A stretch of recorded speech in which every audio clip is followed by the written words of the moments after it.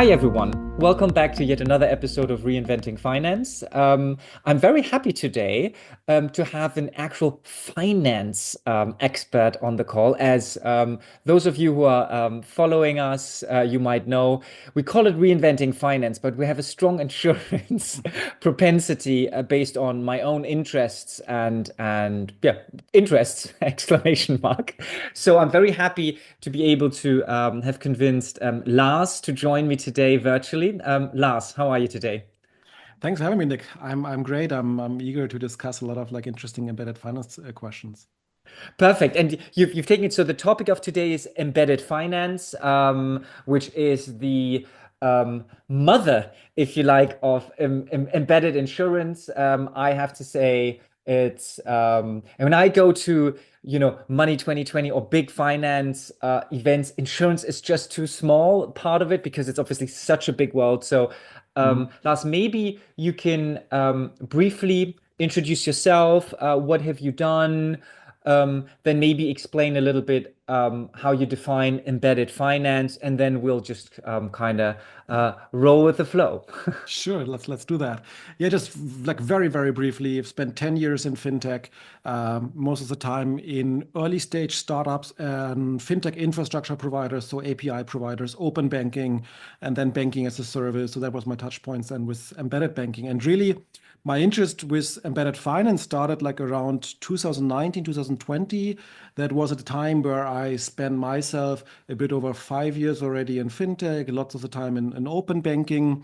I've spoken with a lot of companies who want to leverage open banking data to build new use cases. So I always had in this kind of like mindset of like discussing new use cases, putting banking data into places where it was really necessary. And around the time, or like early 2020, actually, there I remember quite well. There's Angela Strange, one of the partners of Andreessen Horowitz.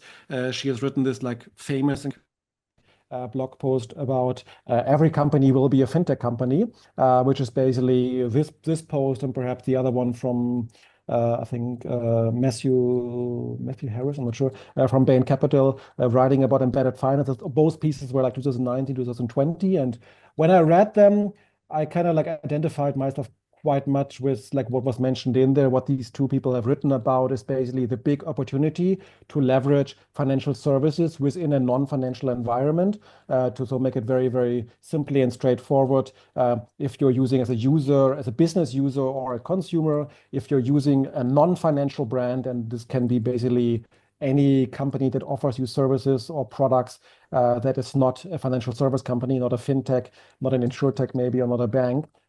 If they offer you financial services, that this is an extremely valuable proposition, A, for the person using it, but also for the company proposing it. So when I read it, understood it, I knew I wanted to be like all in on this place, and I joined another startup, spent a couple of 2 or 3 more years as an employee. And now, since the end of 2022, I'm working as a freelance advisor in the space of embedded finance. So helping companies to understand what does embedded finance really mean, how they can leverage it, who they should partner with, who should be speaking with, and so on. Yeah. On top of it, also have a newsletter and try to bit of like content creation around embedded finance, because very often what I encounter, and I finish here, is that people are very interested in it, but very often it's also very hard to navigate and understand what does it exactly mean, who do I speak with, where do I start? And with my activities under this brand, Embedded Finance Review, I'm trying to kind of provide a little bit of an anchor for exactly those people who want to learn more and understand more what's happening and what specifically their possibilities are. So where do you start? That's a good point, right? I mean, it's a really good question. I guess it depends a lot like who you are, right? So let's take an example. I mean, we mentioned typically an embedded finance use case, you have typically three different parties. One is the non-financial brand, and very often those, of course, are the most important ones, so to say, in the whole journey. So this can be anything from an Uber to a DHL to a Starbucks to Apple, basically any company that you could think of that is not a financial service company. And obviously, it depends what kind of services you offer. Again, you mentioned already embedded insurance, or insurance is under the embedded finance. Embedded finance, I think, uses like the mother of it, typically, or like most commonly in embedded finance, we have payment, we have banking, we have lending, we have investment, and we have insurance. Those are the five financial products. And I guess for somebody who wants to start, depends a lot what financial products makes most sense. That sometimes even for some people it's also hard to understand, is now insurance better fit for me or maybe payments? For some companies it's really, really clear and straightforward. For some it's a little bit more like trying to understand the users and the current behavior and where these companies can add value. Yeah, I mean, I would assume payments is the mother child of probably has been embedded finance. It's probably the use case before there was an umbrella term because it just seems sensible. As you have a service, that payment seems quite natural. True, but I would also argue that, I mean, for me, for example, I mean, I'm spending 100% of my time in embedded finance. Defining embedded payments tends to be the hardest one because, I mean, this highly, maybe I can make it like a little bit like more extensive definition of embedded finance. Again, like non-financial brands offering financial services. Um, just offering a way of paying for your goods and services is probably not really embedded finance, right? If you are an e-commerce company and you integrate a payment service provider and Stripe. just come, Okay, yeah, that's exactly. That's you that's probably too haven't that's probably too simple, right? It needs to be a little bit more than that. But if like I would say Starbucks with their prepaid card and exactly. actually acting as a massive bank. Okay, understood. That Okay, like that, I would say for embedded because embedded all the other four financial products, I would say they're a little bit or like they're much easier to define. Embedded payments a little bit harder. My typical criteria for embedded payments is like if you make money with the payments itself, then it's probably something in the embedded finance product offering. Because generally, I would always advocate that companies who are doing embedded finance, no matter what it is, it should add value, but very often it's also a business case. And specifically in payments, if you're able to monetize the payment volume that's going through your company, then we are clearly here in embedded payment use case.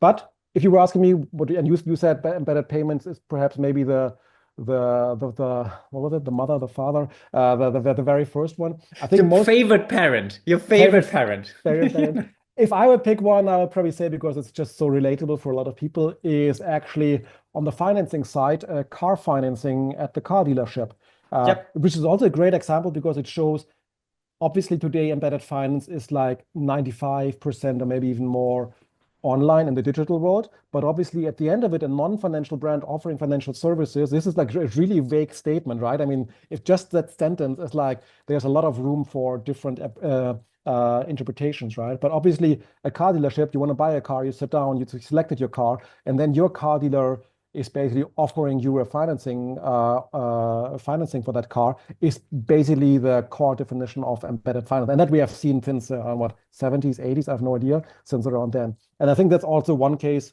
or one thing to know about embedded finance.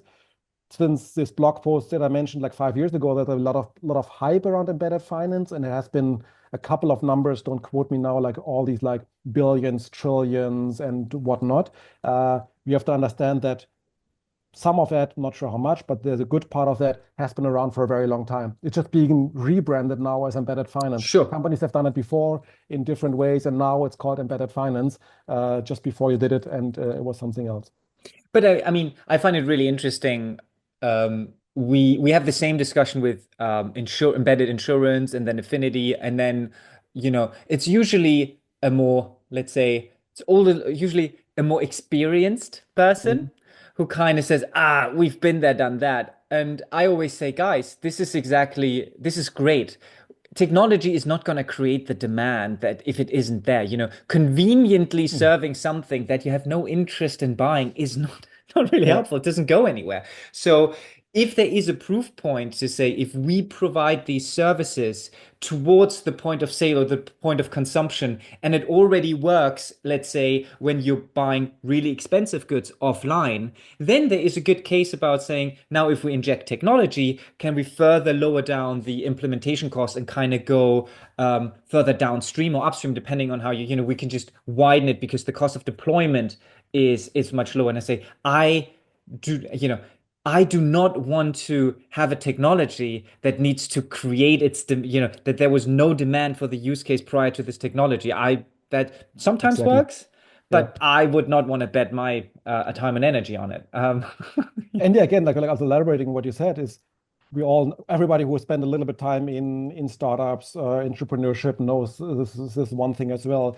Timing is everything, right? The best Totally. idea is worthless a little bit too early, a little bit too late, right? So when I hear people saying like we tried this, it didn't work, like okay, what did you try? When did you try? Because while embedded finance has been around for a very, very long time, really technology and a shift in user behavior, especially driven by pure fintech and perhaps insurtech startups, has changed the landscape quite a bit. And you're seeing now also the average Joe customer who has a lot different demands for their financial services than this person had like 5 or 10 years ago, where the explanation or the answer was always, yeah, it works in real time everywhere, but financial service is just not possible. You have learned now it is possible. Other companies have shown it to you. So now you're also demanding why is not real time happening here and a lot of other things that we know from the digital world.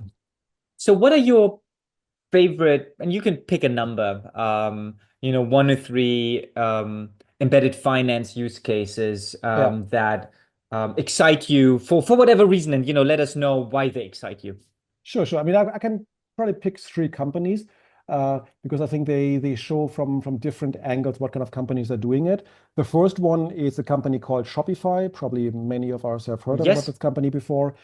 Infrastructure company providing companies or people who want to sell stuff online and infrastructure to basically do that. So it's basically you want to sell your handmade dog leashes, you want to sell them online, you go to shopify.com, you register a web shop, and you do that. And it's not just small companies, also massive companies, corporations use Shopify. And they are one of the lighthouse role models within embedded finance.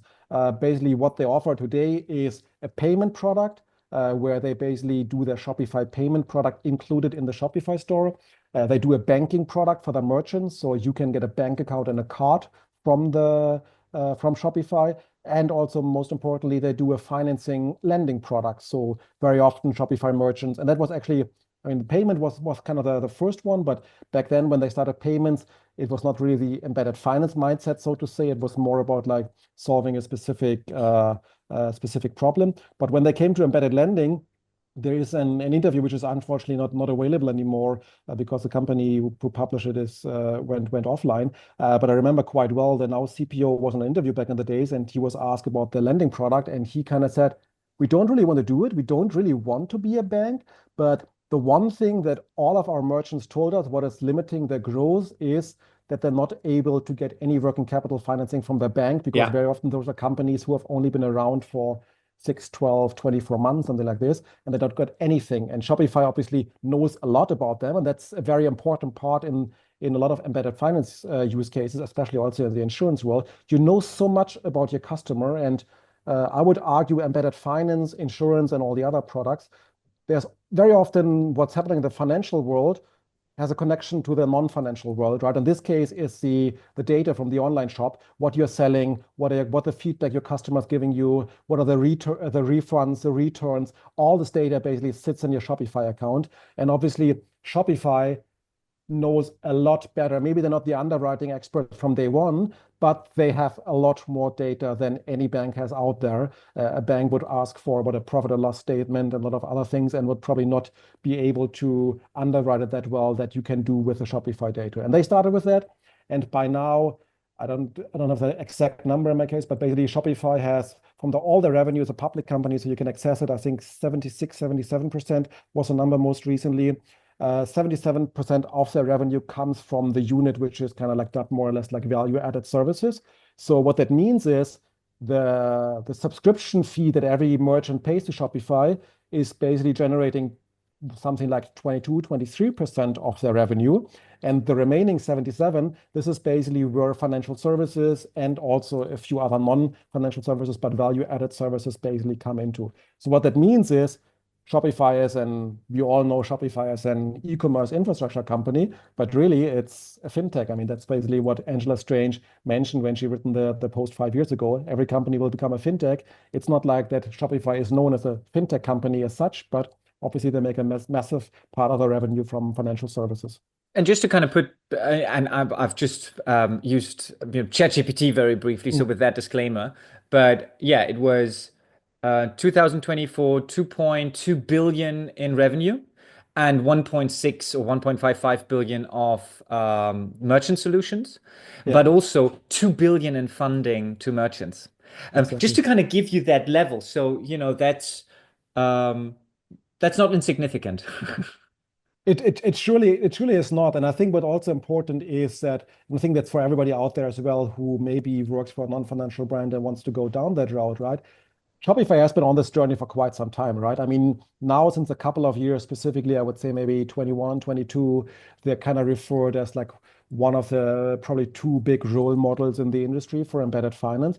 But basically, when did they start their payment product? That was like 2014, 15, something like this. So like 6, 7 years. And then the lending part, I think, was 2016. And then the banking part in like 2019, 2020. So it takes quite some time as well. And it's not like you throw a embedded finance product on your existing product and it's just fine, right? I mean, customers, and I think that's a really important part here, customers, user don't want to have just another financial service offering. I mean, there's dozen of them out there. We don't need just another one more. What customers, what these users really look for is something that makes so much more sense. And if you think about the Shopify example, I mean, I'm not, and many of you maybe don't own an e-commerce shop, but I think we can all imagine that like the sales in there, and obviously the the application for a working capital financing, it's so much easier, so much more smoother. I mean, otherwise, this person needs to have a very distinct thought. Okay, I should get financing. I go to my bank. I probably, I don't know, fill out an online form. Then somebody calls me. Then I have to send in some PDF documents and all that thing. Here in Shopify, basically, somebody shows me the button. I click on it. No additional data needs to be entered because when you signed up for Shopify, you gave all your basic information plus all financial data is anyway available that's necessary. And then very quickly you get an answer. And obviously, for somebody who's not sure yet if they want to get a financing, this is just so much smoother, right? You wouldn't go through the whole hassle to go into a bank if you're not 100% sure. But if you are like at Shopify, you click a button and you get your offer, and then you can say, like, yeah, does this interest rate? Does it make sense for me at this point of time? I do it or not do it. And I And think I would that's, imagine it's a very smooth working capital curve. So because you don't really want to have more working capital financing than you actually need, and yeah, forecasting is probably not perfect. So exactly. linking that to actual sales is probably quite convenient. What's the second one?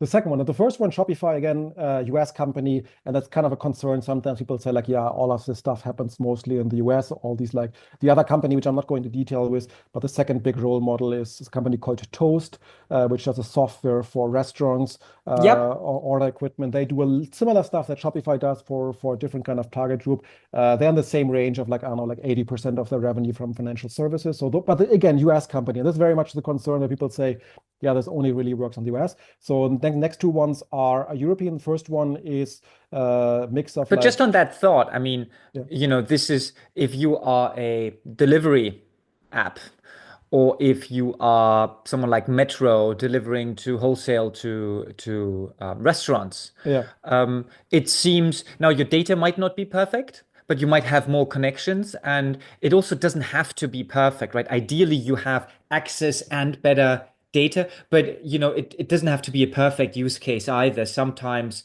you can kind of build on that. And as you've mentioned, from your previous life, there are actually, if you do not have the data, but you need to require certain banking data, integrating with an open banking application might actually allow you to enrich that data yeah. as well. So I think um, having some role models and then understanding the art of the feasible, I think is also quite helpful in sanity checking whether certain of these use cases could be relevant to you.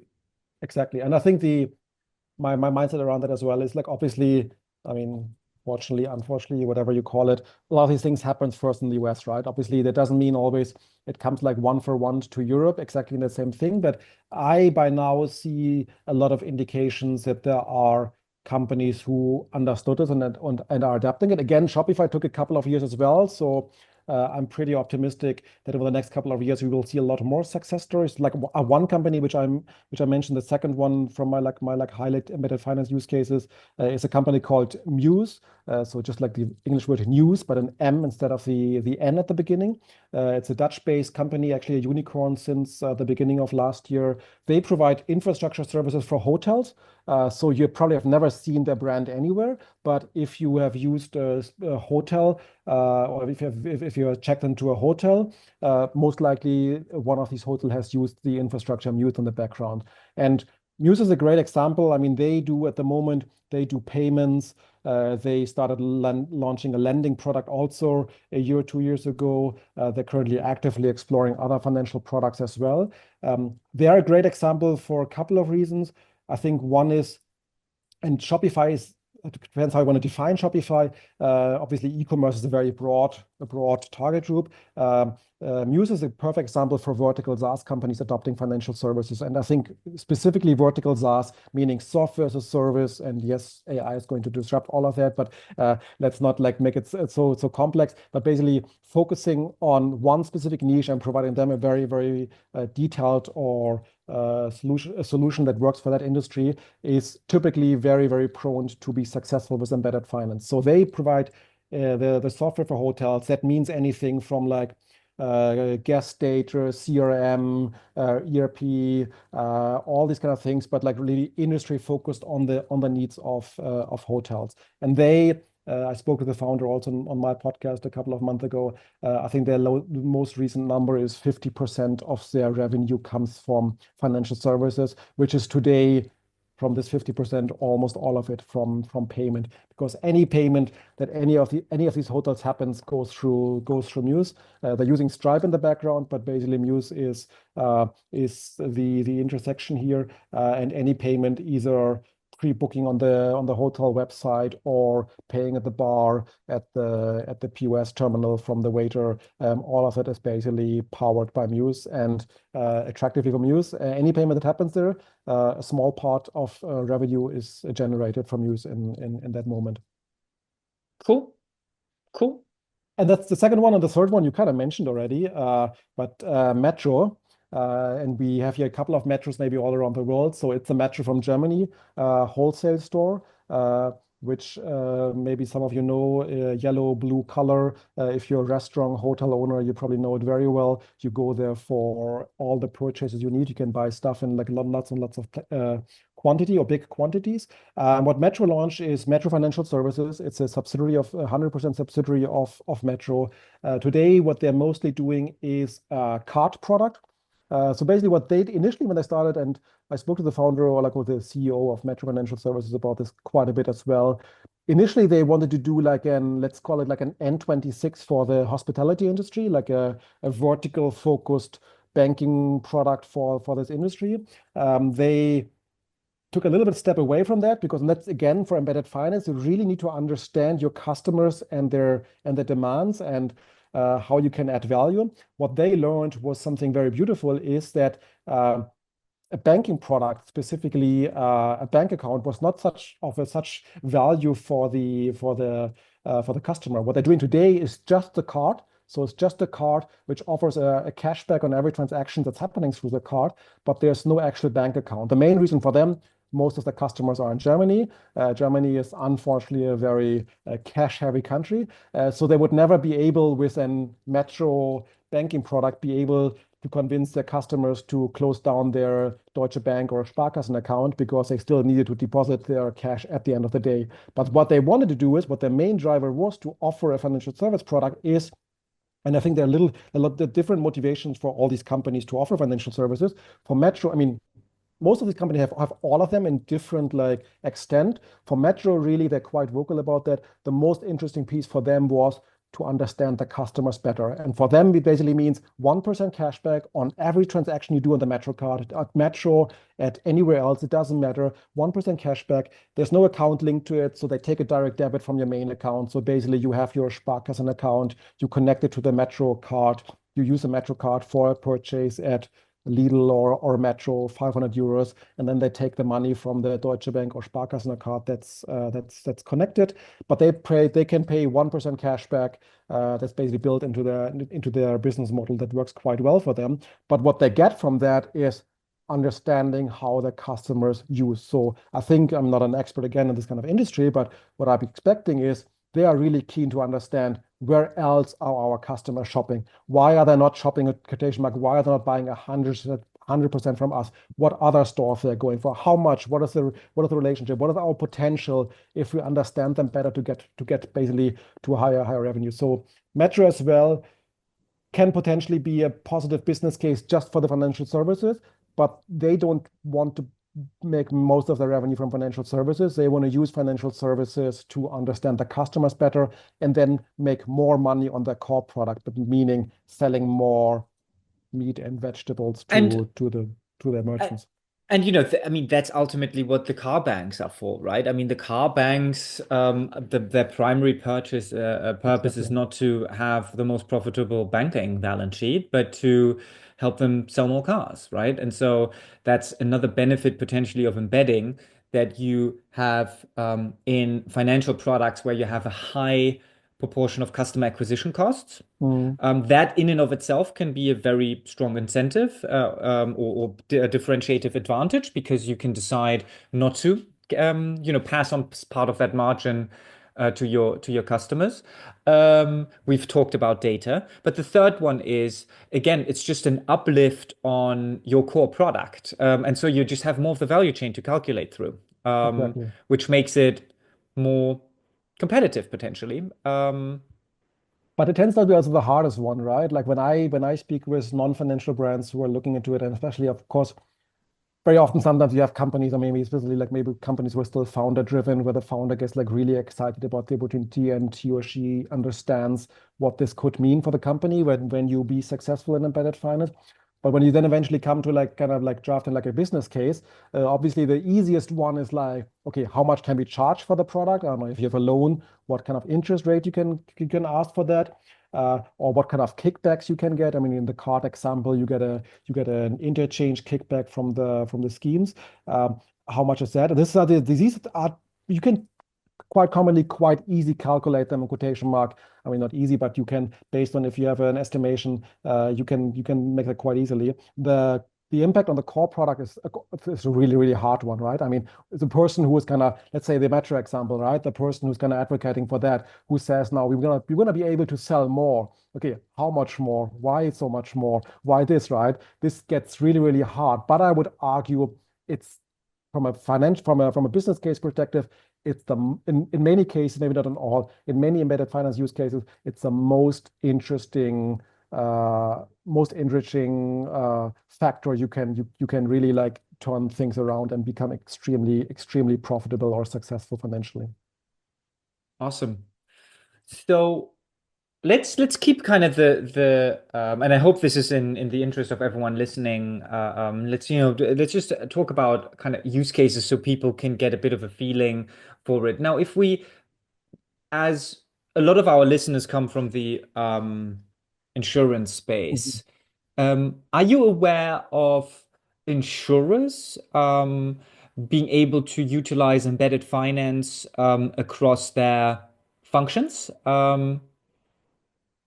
Yeah, I mean, I guess I could mention, right? Like, or maybe to take one step back is what we said before is what really matters is like understanding your customer and what pain points you can solve for them, right? So I don't think it's about like, okay, today I'm doing X, maybe I can add some banking product to that or payment product. At the end of it, what I think every non-financial brand has to achieve, and that's kind of like this phrase I typically like to use, it's 1 + 1 = 3. What it means is like the two ones represent the financial and the non-financial product. And together they should be greater than the sum of its parts, basically. So what I mean by that is using, again, maybe coming just for a second, coming back to the financial world, using Shopify and the bank account that they offer now to their merchant in the US. The bank account should not be in a way comparable to other bank accounts that a merchant could sign up for. It should be a no-brainer for the merchant to use that because it's not about I get Visa or MasterCard and I get like other standard features. What I get here is my sales on Shopify are immediately real-time available on my account and can immediately make use of it. What's not possible with an external account. And perhaps other similar kind of features. So I think what's really important here is that, and I don't think there's a blueprint or let's say like a blueprint for somebody like, oh yeah, you're X, you should just do Y, and you're fine. Basically, you will be successful. I think there are a couple of use cases we can discuss and brainstorm around a little bit. But I think it all comes back to who are your users, what are they using today in terms of financial services, what are the pain points, how can you solve them, and how can you stand out? Because when you offer a banking product or even insurance product, and it's basically the same experience, the same benefit than a normal insurance or fintech product out there, then you will really have a hard time convincing your customers, right? What you want is that it's extremely smooth, straightforward, and addressing the customer needs. So, and I think so, first of all, I think it's you know, an insurer is obviously not necessary. It's not a clear definition of a non-financial brand. It is a Exactly. financial brand. Yeah. And so that as a disclaimer, and I'm not saying that insurance is even the best vertical for embedded finance if you're kind of looking at it from a who should I go for? But if I'm an insurer and I'm looking for additional revenue streams, um, I was thinking around certain things like, okay, what if I, as an insurer, I pay out claims, but I also reject claims. So Mm, I already know damage has happened. I might reject a claim, I will only partially, rather than just saying, no, fuck you. mm, Um, if you can communicate it well, it might be, no, but we already have options of some preferred terms for you to help finance that loss. mm, It's just kind of take going a step further of solving your customers' problems because you already know they have a problem. And it's just a matter of scale. But I would imagine because what are you going to do? You're going to write things off, and I think that is a an interesting touch point. I when we were offline, life insurers pay hundreds of millions out in when life insurance policy meets their duration date. And so, what do you do when you have mm, a one-off life insurance policy where you say, okay, I'm not going to get 100,000 because I've hit 65? You're not going to buy another life insurance product. You're actually not going to buy another insurance product. So rather than losing them, you could look at offering what's the English fund for Tagesgeld, daily accounts with some deposit, yeah. interest. These days, you don't pay negative interest rates. So when this actually came, this was negative interest rates at the EZB. So that, you didn't actually want to park the money, but maybe keeping the money, maybe talking about some different ETF structures, something like that. So you can help them guide through the money rather than leaving that out. Now, another one could be around, it's probably more on the commercial side, but you have a certain interest of a customer making investments in security. Mm, And yeah, they can come in, but you usually cannot just offset them with lower premiums. You cannot 100%, um, and quite frankly, you really shouldn't because there's an interest, still getting a claim and then getting a payout is not better unless you're fraudulent, then nothing happened in the first place. And so I'm thinking about certain investments in risk management within the commercial sector. And again, it is a question of size, probably not for the very large corporates, but for SMEs where you'll just structure better deals and just get better conditions and kind of helping them not to say, you should invest in fire detection sensors. And you're like, oh, great. And by the way, we'll help you foot the bill because we get some attractive financing terms. And again, in this one, you might actually not make money on the financing terms. You just want them to have a more secure building. Or you don't want to have them on the financing terms as long as the policy stays in force. yeah. And you're Um, making, yeah, sorry, you're making some great points there, right? I mean, like obviously you spend a lot more time. I mean, my focus tends to be more on the banking, payment, lending side, so not so much on the insurance side. So obviously all these examples that you mentioned right now. By definition, maybe you would say it's not really embedded finance because, as you mentioned, an insurer is not really a non-financial entity. I think we can leave that detail out there because at the end of it, there's not really any benefit for any consumer to use an embedded finance product or a product which is not the label of embedded finance. What really matters is obviously the customer value. And I think even insurance have this great example. I think all these three examples that you mentioned make it quite clear that at the end of it, what's really the most important part here very often is the access to the customer interaction, and understanding the pain points of the customer, right? And obviously today, maybe you're saying that a lot of the insurance products will go embedded at one point of time, and I'm rather get them from a non-financial brand. But obviously today that's not the case, and insurers still have a massive chance to maybe kind of do also embedded finance in their own world and offer these other additional value features that you described right now. And at the end of it, it's all possible because entry barriers have been removed. It's now much easier to do these things. I mean, all the examples you described right now, 10, 20 years ago, was probably insanely expensive to build that. But today, these features can be, even for insurance, rather straightforward, be built and offered and tested with customers, right? And I think at the end of it, again, it comes back to the 1 + 1 = 3. It's not so much in thinking in your silo. Oh, I'm an insurance, I sold insurances, and that's where it stops. Basically, what is important is understand my customer, understand their pain points, their life cycles, and investing a big payout is definitely a super interesting one. Financing products, exactly the same thing when the claim is denied. I think this also helps insurers to become a lot more broader seen by their customers, and open potentially other opportunities as well.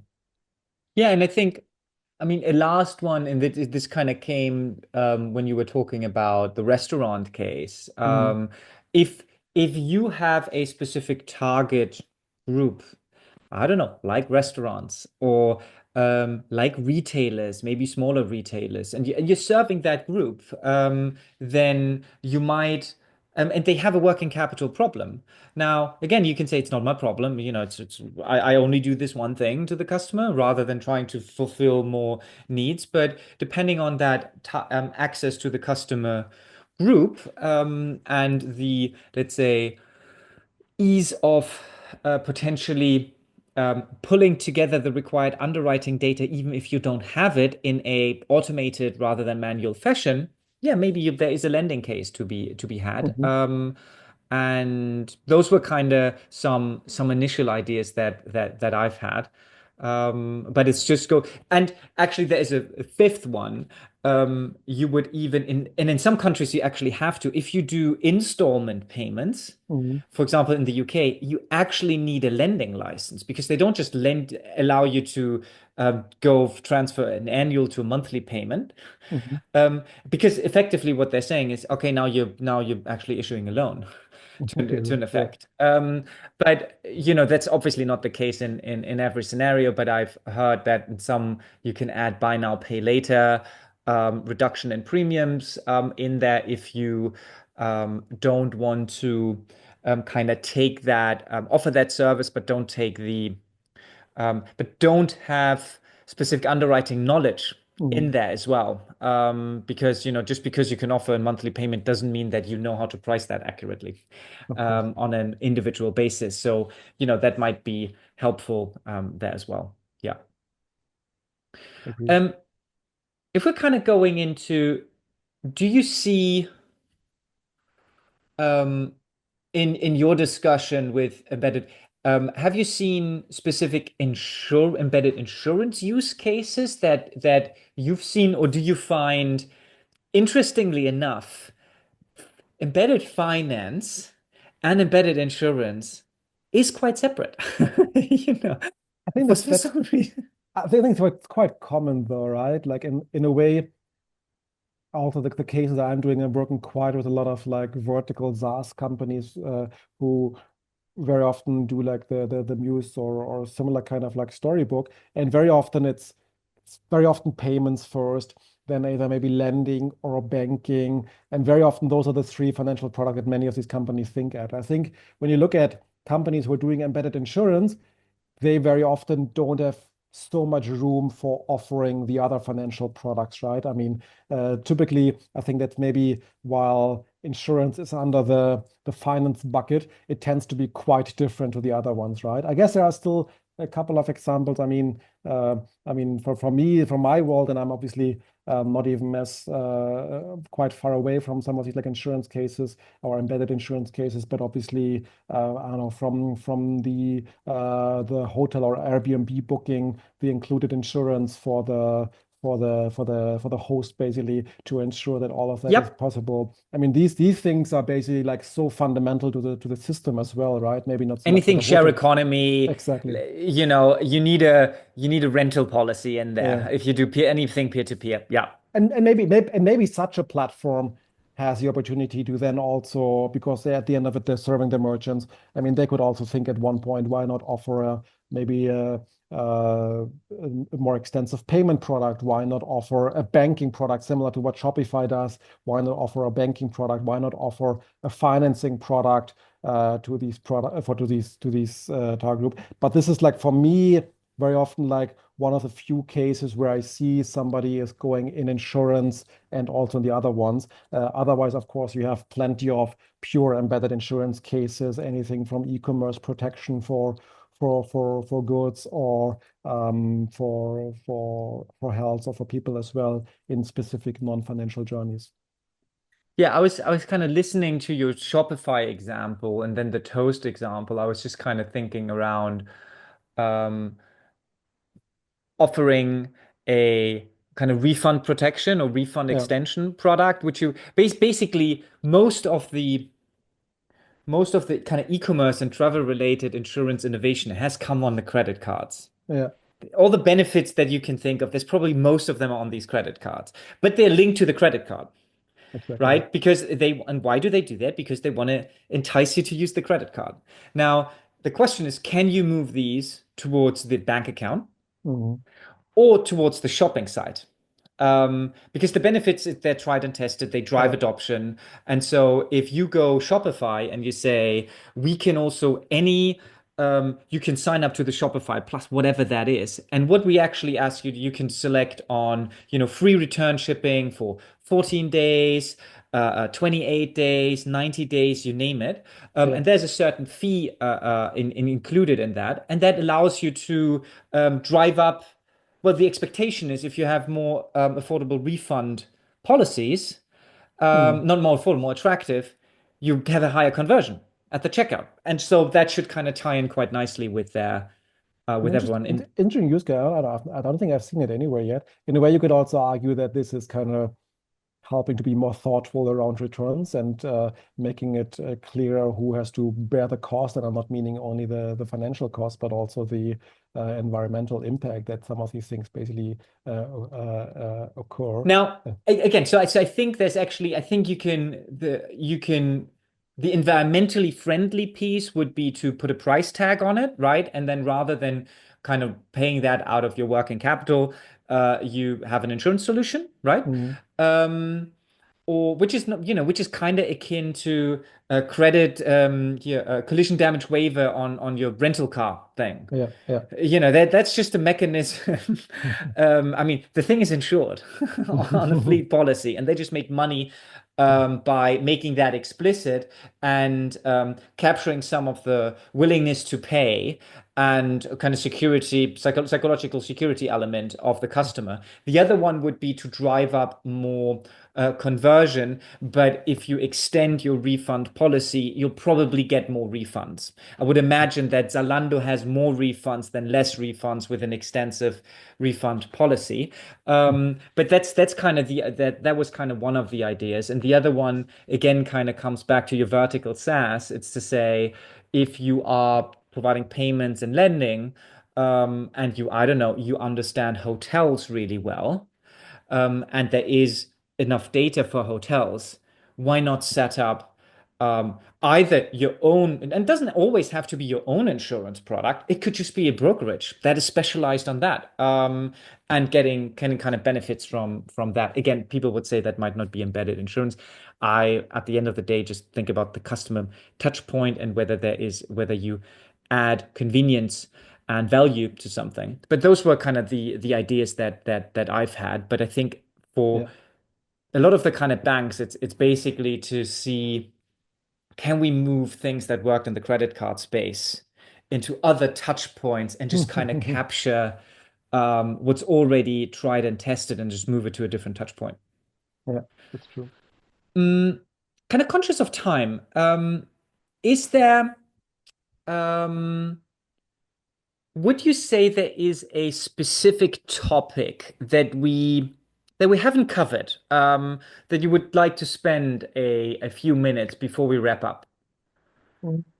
We touched, I think, on quite the most relevant one. I think maybe to highlight those that I'm thinking about right now is embedded finance is, or can be, not always is, can be an extremely value creator for the customer. But companies who are providing these services need to spend a lot of time understanding how it can create value. Just throwing another, again, like another financial product onto your customer is not going to make anybody happier. Embedded finance can be an extremely profitable business opportunity. It can generate a lot of money for you, but you also need to be able to understand it, how to make money, what's especially also for your specific vertical, for your specific industry feasible, and understand basically the different metrics that come into that. And lastly, which is maybe not so much in the insurance space, but specifically in the maybe banking and also some of the other financial product, is that there can be a lot of friction as well between the different providers, because very often, that's what I meant initially, they're like the kind of like the three different parties within the embedded finance use case. There's a non-financial brand, then there's typically a license holder, and then there's typically an infrastructure provider, a technology company. And sometimes these are the same companies, sometimes they're different companies, but very often non-financial brand, and then they rely on service providers for the license and or the technology. But we have seen specifically in the banking as a service space, specifically in the US, but also in Europe, that there have been some companies under massive scrutiny. And I think specifically the regulator is taking a closer look at some of them and wants to understand more detailed how these use cases exactly work and how the consumers at the end of it protected. So I would say, and it's happening basically like since last year or maybe even before, where there's more pressure on these providers who are offering these services to ensure that they're actually working the way intended. I think the big challenge here is that while we move faster with everything that's happening in the tech space, it gets harder and harder for the regulator to understand things as they're being launched and started. But then at one point, when these things get really big, obviously, then they have plenty of time to look into it. And that was happening specifically in the banking as a service space in the US, where a lot of companies, a lot of banks actually have received letters from the regulator for more insights, and also shutting down some of their efforts because they were not in the way that they were designed to. So what I'm trying to say with that is it's also tough business, right? It's not like, Oh yeah. especially for the infrastructure companies, it's not the compliance part. It's not just like, here's the exact rule book and you just do it like this and you don't violate one of the rules and you're fine. There's a lot of like unwritten things or to understand these things. And there are a lot of like new players coming to the market, new companies that you're dealing with, new requirements. So it's tough business as well to make it work. So compliance is also something that even a non-financial brand should spend some time on to understand what the impact is for them and if they are set up fine. Awesome. Lars, thank you so much for your time. It Thanks was for a having real me, Nick. pleasure. For sure, for me And as well. for everyone listening, feel free to reach out to Lars if you have any questions about embedded finance and potential use cases. And thank you for I will. listening and have a good I'll have, day. Thank you. I'll have to chat with anybody who has interesting stuff doing in that industry. So please feel free to reach out. And yeah, thanks, Awesome. Nick. See you soon. Thank you. Bye.